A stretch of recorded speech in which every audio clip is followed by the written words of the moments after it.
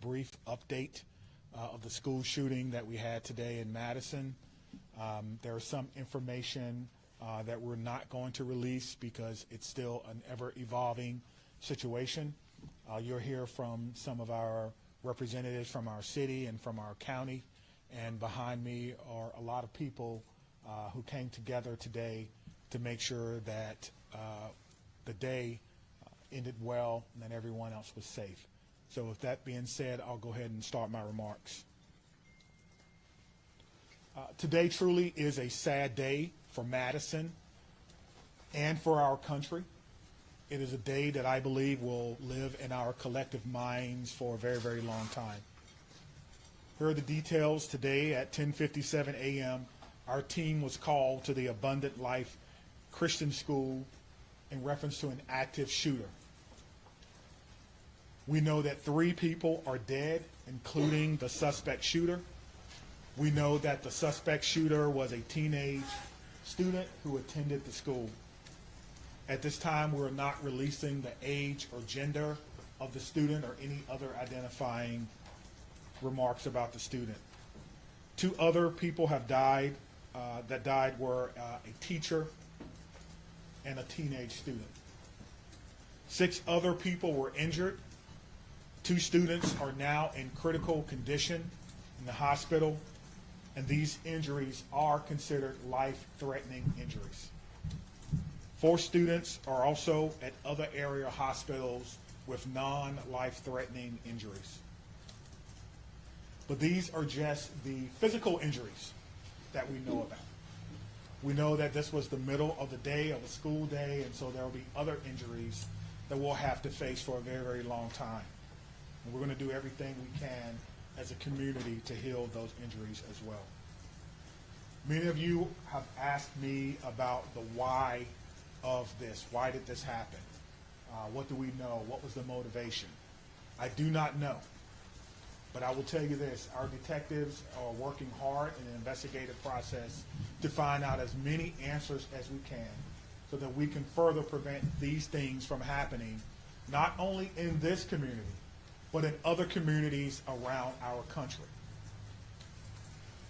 I think we can all agree that enough is enough. And we have to come together to do everything we can to support our students, to prevent press conferences like these from happening again and again and again. The school building itself is clear. We've cleared the school. There's no other threats or danger to the community. We're in the process now of what we call reunification. And what that simply means is making sure that every student that was in the school is present and accounted for and returned to their loved ones. This usually takes a while, but we have practiced, unfortunately, and practice, and that's why we're able to reunify students with their parents within hours of a school shooting. The reunification is taking place at the Dean Clinic on Stoughton Road, and I certainly thank them for their help. Again, we need our public to find an alternate route. If that is your normal way home as we get closer to the end of the day, please be patient or find another route home. We're currently processing the scene. We're interviewing those who may have been witnesses, and we're obtaining search warrants to get additional information. And lastly, I want to just say thank you to everyone who's standing behind me, the organizations and agencies that they represent, the men and women of the Madison Police Department and Dane County Sheriff's Office who selflessly ran into a building not knowing what they were going to encounter. Many of you know this about me, but I started my professional career, if you will, as a public school teacher back in 1997.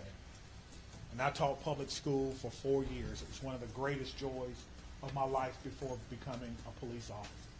And I can tell you what a special place our schools are. With that being said, we owe it to our community to do everything possible to ensure that it's not only a special place, but a safe place as well. And we're going to continue to do that. So we ask for your patience as information is coming in. We will do the best that we can to bring you accurate and timely information, but we want to make sure that our public knows that we're working extremely hard on this particular incident. There are a lot of people involved, and certainly we're going to come together as a community. I'd like to bring up at this time Police Fire Chief Chris Carter. Thank you, Chief Barnes. Before I start, the only thing I can say is this is not a place that any fire chief or any one of us would ever want to be, and I can't believe I'm standing here today talking about this incident. The fire department is a part of this community, much like all the folks standing up here with me today. Our hearts are with and our arms are around everybody impacted today and everybody within our community. With that, I won't repeat the details shared by Chief Barnes, but I will share with you the fire department activity for today.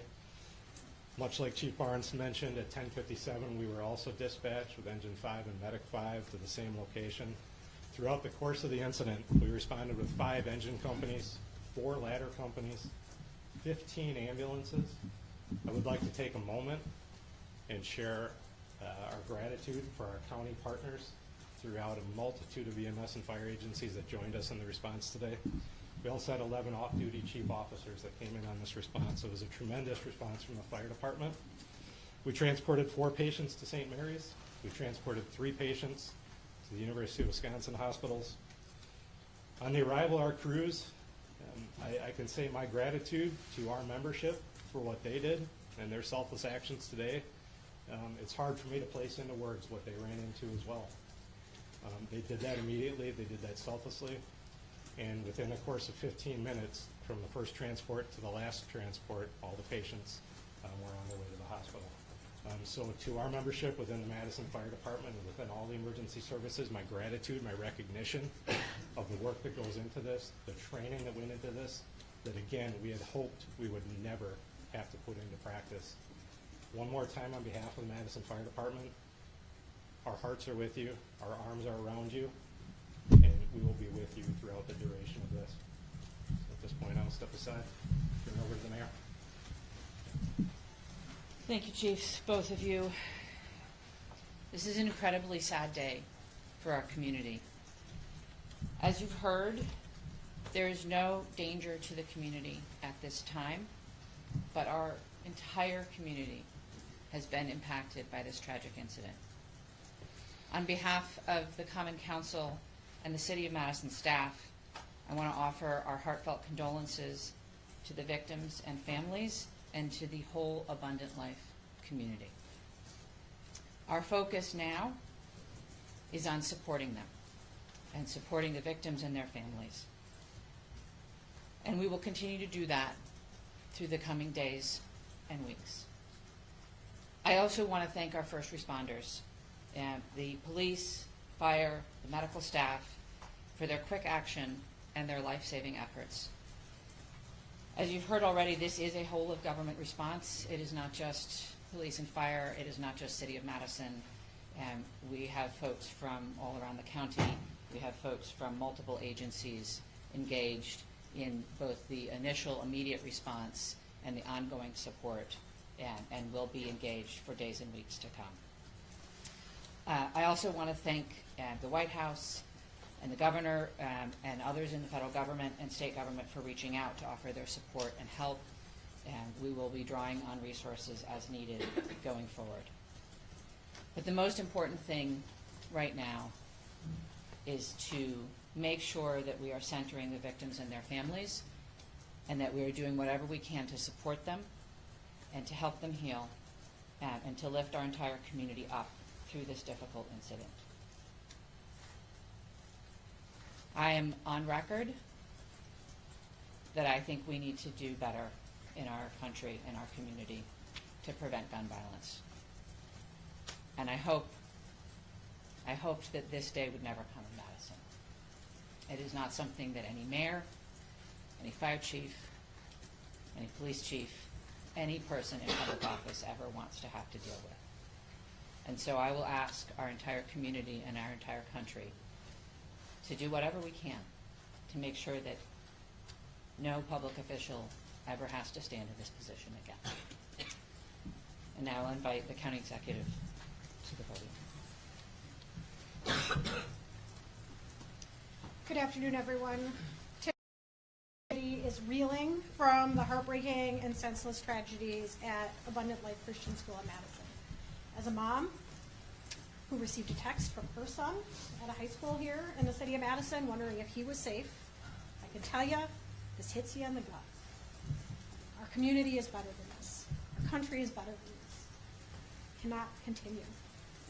My heart goes out to the victims and their families and the students and the educators, and the list goes on and on. Every one of us is affected by this unimaginable and unacceptable violence that has hit our community today. Dane County stands united in grief with the Abundant Life Christian School community. The Sheriff's Department, the Department of Emergency Management, Department of Human Services have all been on the front lines. My phone has been ringing from people across our state and our nation asking what it is that they can do to help our community. And right now, it is our time to be committed to supporting this school, these students, and these families, and our first responders who went into that building during this devastating time. We must work closely with our law enforcement officers and first responders, mental health professionals, community leaders, and policymakers to ensure that we are taking care of one another. No community should ever have to endure such a tragedy. And my administration is going to do everything that it can to provide assistance to those who have experienced this devastating loss, and also do everything that we can to prevent such tragedy from occurring. To all of those who are grieving in our community, please know that you're not alone. Dane County stands with you, as well as the mayor's office, and I will continue to update the public as we learn more. But please understand, there are many things that we cannot share with you right now. This is an active investigation. This is an active case. The SSM Health Clinic near the intersection of Buckeye Road and Stoughton Road is the reunification center. I know that that has been out, but we need to make sure that folks know where it is that they can go to be reunited with their children. Again, in the coming days, we are going to make sure that we are supporting those that have been most impacted by this. But folks, reach out, ask for help. This does not need to be the reality of our community. Thank you. All right, we'll start over here with questions. Just raise your Tell hand. us, how did this unfold? Give us a timeline, how many officers Sure. We received a call at approximately 10:57 a.m. Someone from the school called 911 to report that there was an active shooter. That means something different to us, obviously. There's different protocols that go out, tone alerts even, so that even if officers are busy doing other things, they respond. One of the things that I do want to note is that our training center is about 3 miles from there. We have special event team medics, those that work with the fire department, responded to this particular scene from their training day. So what began as a training day became an actual day. And so that's how this call originally came. Nicholas, did you have a question? What can you tell us, if anything, more about this shooter and what their motivations were, or have you made contact with their family members? Anything updated on that? Sure, there's nothing new that I can tell you about the shooter at this time. Again, as difficult as today is, that's still someone's child that's gone. That's still someone that has to deal with what happened today. And so we want to make sure that we can ensure as much cooperation as we can. You asked me about why, as I stated before. I don't know why. And I felt like if we did know why, we could stop these things from happening. But what I will tell you is, as soon as we are done with the investigation, any information that we uncover that will not compromise the safety of anyone involved or compromise the confidentiality of any of these children that are involved, we'll tell you. I just ask for your patience. All right, over there. Sorry. Go right ahead. We know it was a handgun. We know a handgun was recovered. All right, sit down right there. Confined to one classroom, or did it spread out? We know it was confined to one space. I do not know if it's a classroom or a hallway. One of the things that we've gotten very good at, certainly different from in my day, is that if you do not need to be in a crime scene, you do not need to go to a crime scene. And so the crime scene and those persons who are involved, they have that crime scene locked down. I did not go or enter into that crime scene. But if you can imagine, most schools, the students go together, but they are segregated. So on each different floor, in each different group. And so there's no evidence that anyone else was injured that was not in the age group. Any other? What can you say at this time about how school staff responded? I cannot speak to how the school staff responded. You know, we did have injuries, but could have always, of course, had additional injuries. I do not know what the school's protocols are. Again, this is a private Christian school. I know that we have a very good rapport with MMSD, Madison Metropolitan Schools, public schools. So we have done trainings for them before, but I would assume that most of the teachers have the same or some similar type of training as a part of their certification. There's conflicting reports online about how many students are enrolled at the school. Can you confirm approximately how many students? I do not know how many students attend the school, but their website says that they serve about 200 families. Right in the back, White. What kind of courses are being made available to people who are? That's a good question. As you heard from our mayor and our county exec, we have services within our government that will be made available to them. I have a lot of confidence that they're going to follow through on that, and we'll make sure that that persons who need to. You guys want to speak to that? Dane County Human Services, as well as the Red Cross and other consolidated agencies, are already on scene. And we will continue to be on scene, and those resources will be bolstered. Again, please reach out. You are not alone. We are going to navigate this together, and there are people who are affected by this trauma who are not in the reunification center or at the school. We need folks to be reaching out because we do have resources available. Did you know if Abundant Christian Life School, did they have a school resource officer in place? It's not my knowledge that they had a school resource officer. That if they did, it would be a police officer, and I know where they all are. They're not in the schools right now. 15 in the back there. So in terms of witnesses that you mentioned about investigation, what does that look like? How many Sure. witnesses are you guys speaking of? Sure. So the detectives will talk to anyone who may have seen this particular event unfold. Anyone that may have been unfortunate to hear something, they will be talking to them. It's my understanding that that's in process now, and everyone is cooperating fully. That will give us an idea of not only what unfolded, but it could answer the question to motivation, because again, the students who unfortunately had to witness this would come in and speak to what they may have saw when they feel ready, which is why some of these questions can't be answered now. All right, Inspector Room. How do you reassure the community that it's still okay to go back to school? I mean, everybody's got kids, and I think, maybe it happened at this school, but there's everybody that's got kids anywhere, right? This in Dane County, it's gonna be hard. Yeah, I think you're asking me, how can I say 100% that no child will ever be harmed in school? I can't. No police chief can. But all I can tell you is that we have systems in place so that if something happens, we can respond like we did today. I can tell you that our mayor and our county exec has committed resources to not only public health, but also mental health. I can tell you that every teacher that I've ever had contact with at MMSD cares deeply about their students. Every staff member, I talk to staff members all the time who tell me things that are going on in the schools and want to do whatever they can, even if it's unanimous, to let me know that they want to have a safe school. So my reassurance to the public is that if you see something, say something.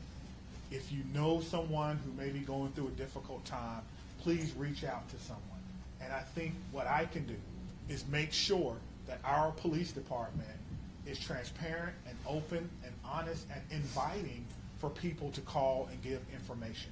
I think MMSD does an excellent job of that.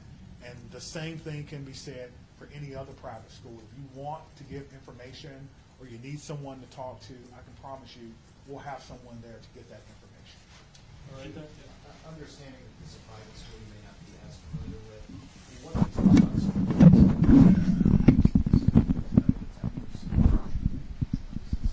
Yeah, that's a good question. I've never been in this school, unfortunately. I'm not aware that there were metal detectors in the school.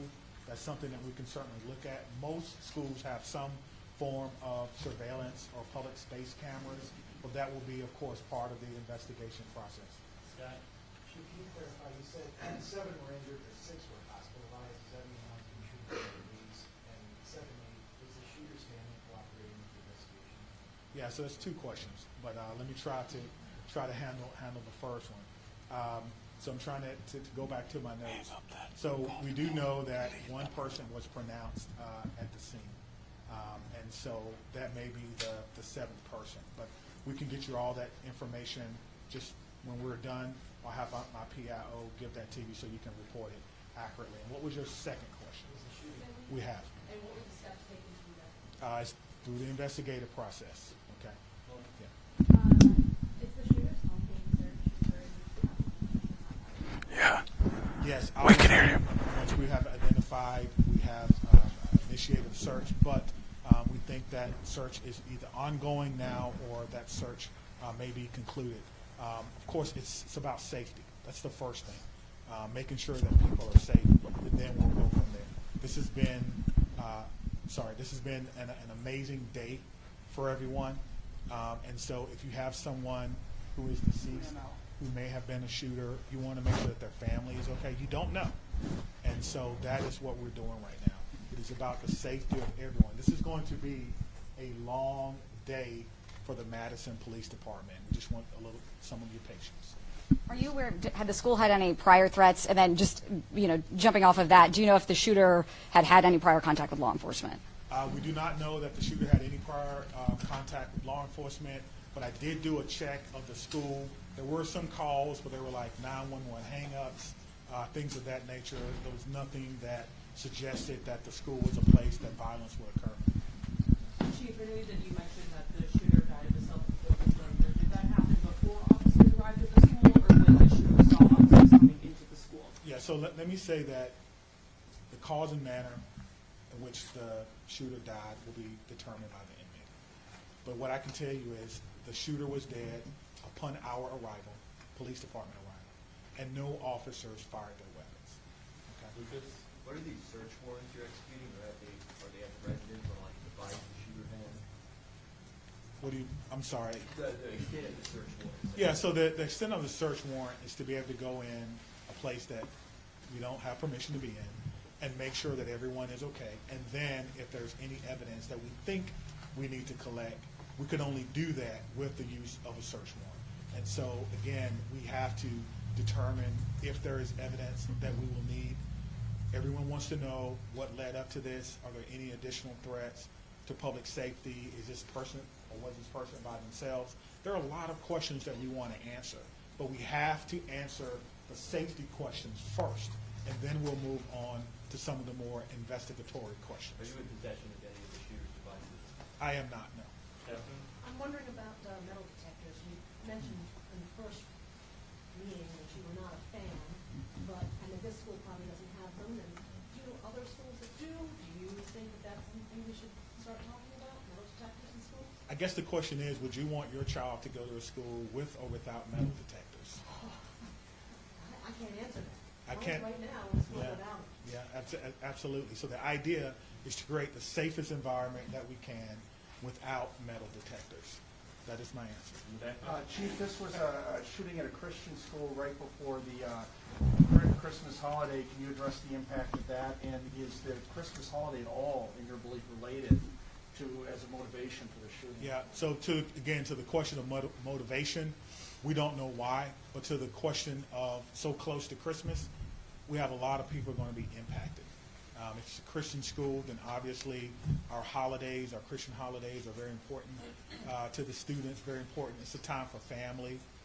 Students probably getting ready to go out on break, and now the break will be a little less about celebrating Christmas than more about celebrating perhaps friends and loved ones and staff members who perhaps lost their life.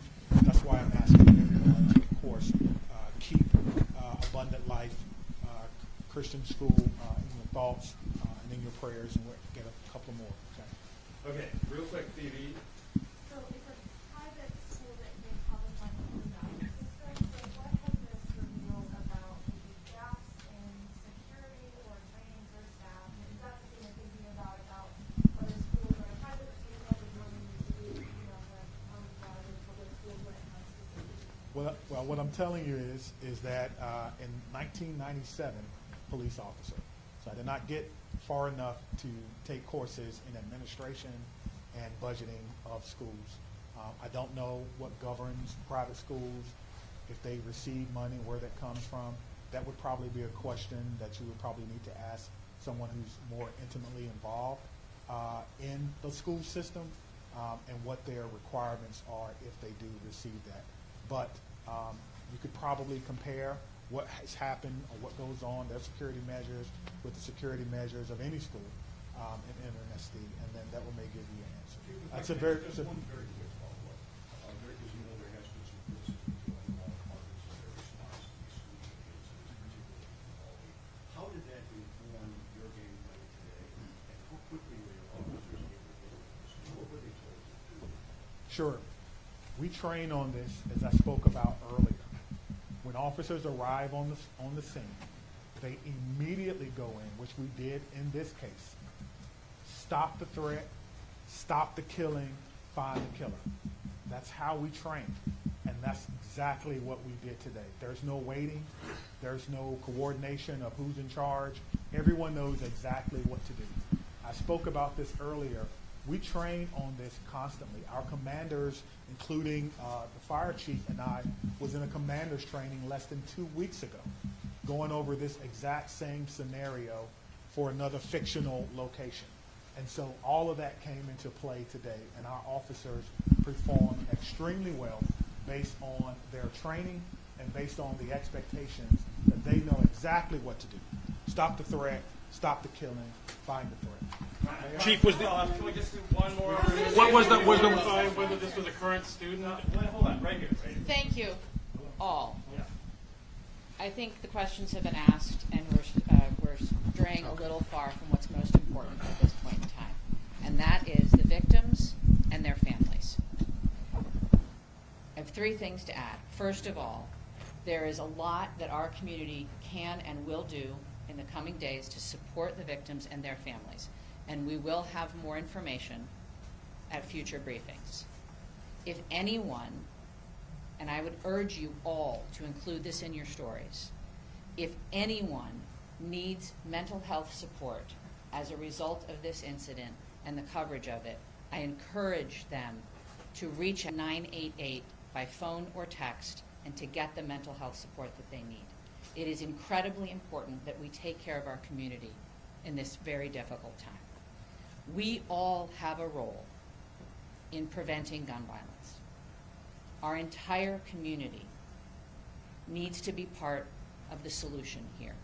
There are many things that we can do, and we can have those conversations in coming days. But first and foremost, what needs to be a priority for all of us is supporting our young people. And that is where our community's attention needs to turn at this point in time.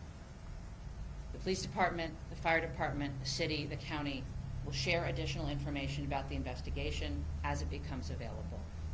But I urge you all to help our community find resources to support their mental health and to find resources to support the victims and families at this time. Thank you all. It'll be at cityof Me, Stephanie, and Cynthia will stick around and answer any other questions, folks. That's all. Let me say just before I go, because the mayor mentioned that this was a whole of government response. It certainly was, and there's so many people that we want to thank. We cannot thank everyone, but it's also a whole of law enforcement response. Even though we are in different agencies, we all have the same training, and so I want to thank our partners with the FBI who are here with me today, partners with the ATF, Dane County Emergency Management. Of course, we already talked about our fire department.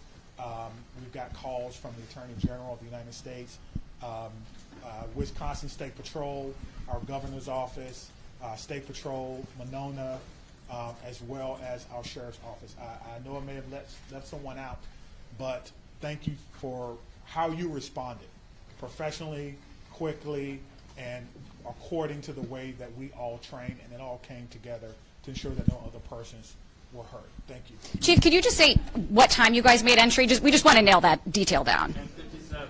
That's the time you made entry. In 1 minute? How long does it take till they arrive to the How long does it take till they arrive to the city they receive the call at 10:57? Yeah, so I will work on getting that information for our next media briefing. We plan to meet here at 5:30 tonight, and I will work on getting that information. Do you know how many